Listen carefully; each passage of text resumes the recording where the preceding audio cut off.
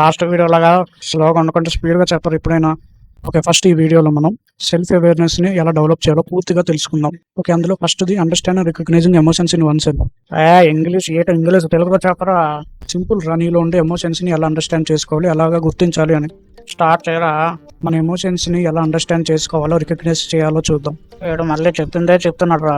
First self అవేర్నెస్ని check చేసుకోవాలి. అంటే ఏట్రా, మన ఎమోషన్స్ ఏ టైంలో ఎలా మారుతున్నాయి, ఏ టైంలో మన మూడ్ చేంజ్ అవుతుంది, అలాంటివి. ఓకే, నెక్స్ట్ లేబులింగ్ ఎమోషన్స్ అంటే రాసుకో. నీకు కోపం వస్తే నువ్వు ఎలా రియాక్ట్ అవుతున్నావు, నీకు బాధ వేస్తే నువ్వు ఎలా రియాక్ట్ అవుతావని.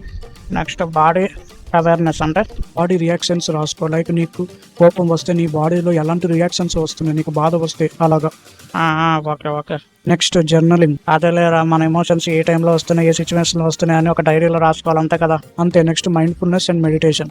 ప్రతి నిమిషం ప్రశాంతంగా ఉండి ఆలోచించాలి అని అంటావు, అంతే కదా. ప్రశాంతంగా నీ ఎమోషన్స్ ఏ సిచ్యువేషన్లో ఎలా ఉన్నాయో ఆలోచించాలి. Next feedback.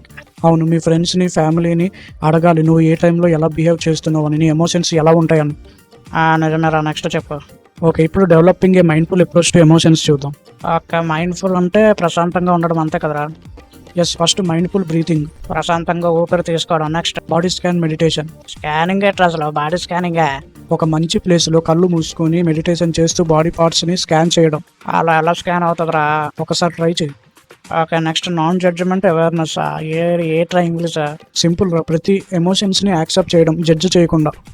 ఓకే, నెక్స్ట్ తెలిసిందేలే. అబ్జర్వేషన్స్, లిజనింగ్, ఈటింగ్, వాకింగ్ ఇవన్నీ ప్రశాంతంగా చేస్తూ ఉంటాం. అలా చేస్తూ మన ఎమోషన్స్ని తెలుసుకోవాలి, అంతేలేరా. నెక్స్ట్ చాప్టర్ చెప్పు. Okay, next accessing personal strengths and weaknesses in emotional intelligence. చెప్పు. ఎమోషనల్ ఇంటెలిజెన్స్ మనం పొందాలంటే మన ఓన్ స్ట్రెంగ్స్, వీక్నెసెస్ తెలుసుకోవాలి కదా. మరి చెప్పు, మరి ఎలా తెలుసుకోవాలి అంటే? మన స్ట్రెంగ్స్ తెలుసుకోవాలంటే self awareness, self regulation, motivation, empathy, social skills first వీడియోలో చూసాం కదా, అది చూస్తే మనకి ఐడియా వచ్చేస్తుంది. మన స్ట్రెంగ్స్ అనేవి మనం తెలుసుకోవచ్చు ఈజీగా. వీడియోలో ఎట్టేసా, అంతేలే. ఓకే, నెక్స్ట్ వీక్నెస్ లేటర్ చెప్పు. మరి వీక్నెసెస్ అంటే స్ట్రెంగ్స్ లేకపోవడం. మాకు తెలియదు మరి, అంతే కదరా. ఎలా నాకే పంచరాత్తున్నారా నువ్వు? స్ట్రెంగ్స్ ఎలా పొందాలో చూద్దాం. నీకు అలా ఉందిరా, చెప్తాను నిజంగా తర్వాత. చెప్పు ఏంటి? ఫస్ట్ సెల్ఫ్ రిఫ్లెక్షన్, రోజు డైరీ రాయాలి. Okay, next second 360 degrees reflection feedback. అరే అక్కడ 360 degrees ఎందుకు వచ్చిందిరా? అక్కడ కొత్త పదాలు వాడుతున్నారా? ప్రతి ఒక్కరి దగ్గర ఫీడ్బ్యాక్ తీసుకోండి. నువ్వు ఎమోషనల్ ఇంటెలిజెంట్గా ఉన్నావా లేదా అని. నన్ను నేను నమ్ముతాను రా, నాకు అలాంటి అవసరం లేదా. ఏమో నీలో ఏమైనా వీక్నెస్ ఉండొచ్చేమో, అలా చేయడం తప్పేం కాదు కదా. సరే, నెక్స్ట్ గోల్స్ పెట్టుకో, అలాగే బుక్స్ చదువు, అలాగే ఒక మెంటర్ని తెలుసుకో. మెంటరా? అంతే. ఏమైనా ట్రిక్స్ అంటే చెప్పరా ఎమోషనల్ ఇంటెలిజెన్స్ని ఎలా తెలుసుకోవాలని? సింపుల్ రా, ఫస్ట్ మైండ్ఫుల్ మెడిటేషన్, రోజు డైరీ రాయడం. అంతేలే.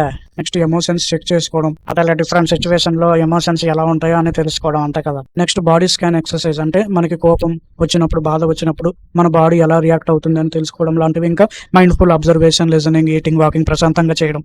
అలా ప్రశాంతంగా చేస్తూ తెలుసుకోవడం మనలో ఎమోషన్స్ని. కెరవదులేరా ఆ వీడియోకి నన్ను ఇంకా.